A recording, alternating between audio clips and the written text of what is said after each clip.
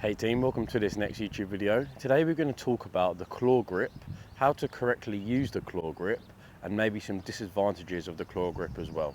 Let's get into the video.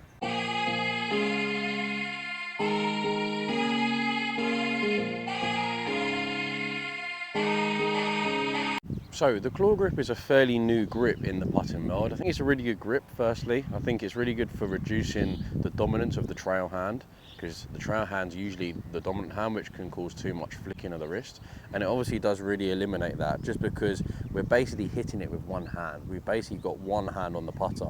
The right hand on the claw grip is just a supporting hand, so it can take out any real dominance. Firstly, how we want to grip a claw grip is we want to just make sure that our lead hand is on nice and neutral. The thumb's pointing down the grip, the thumb pad's on top.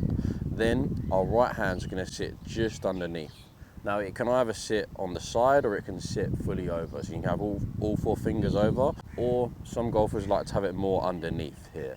Either way, it's just about trying to find the best possible option to fit your needs, and one which feels the most comfortable. So as I said, I've got myself into that setup routine. I've started with the left hand on first, then I'm getting my right hand just underneath. Common fault of the claw grip is people flare this right arm out too much. You can see how when I get my right arm too flared out with a claw grip, that can actually close off my shoulders and cause more of a pull miss, which we obviously want to try to avoid. The key with the claw grip is obviously we want to have our left arm on nice and neutral, but then we want our right arm to just sit underneath. So whether we've got four fingers or whether you've got one finger on or the fingers on the side, we just want to ensure that this right arm isn't flaring out too much. We want to make sure that it's nice and tucked in with the body, so that we've got that nice stable connection from backswing into forward swing.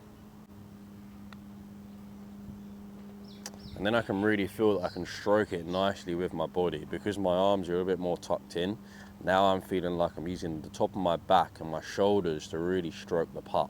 Another key with the claw grip is when you've got yourself into that setup position and you've tucked in that right arm a little bit, the key is to not actually try to hit the putt with the right hand. The whole point of the claw grip is to really take the right hand out of the putt.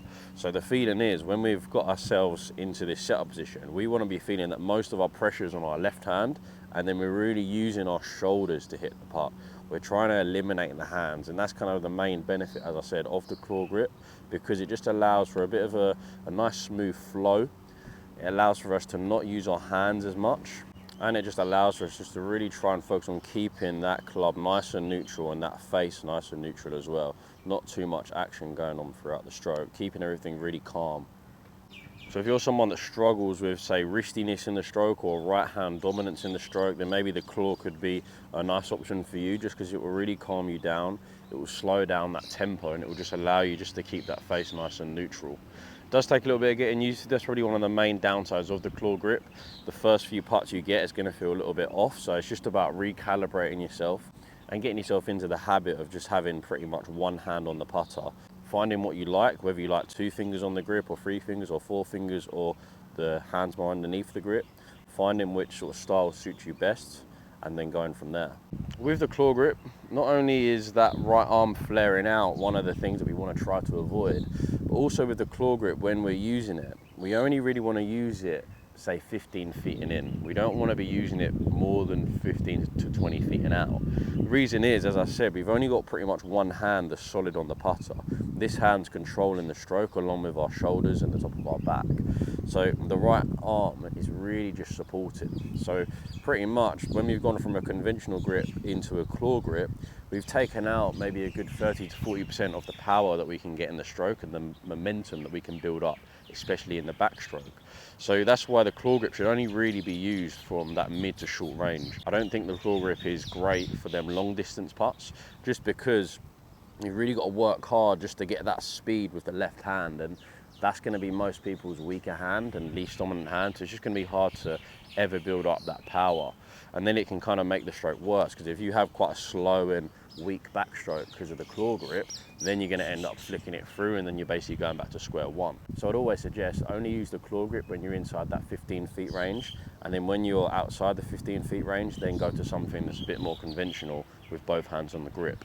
So give that claw grip a go. If you're someone that struggles with a right arm that's a little bit too dominant in the stroke, or a trail arm that's too dominant in the stroke, then give the claw grip a go.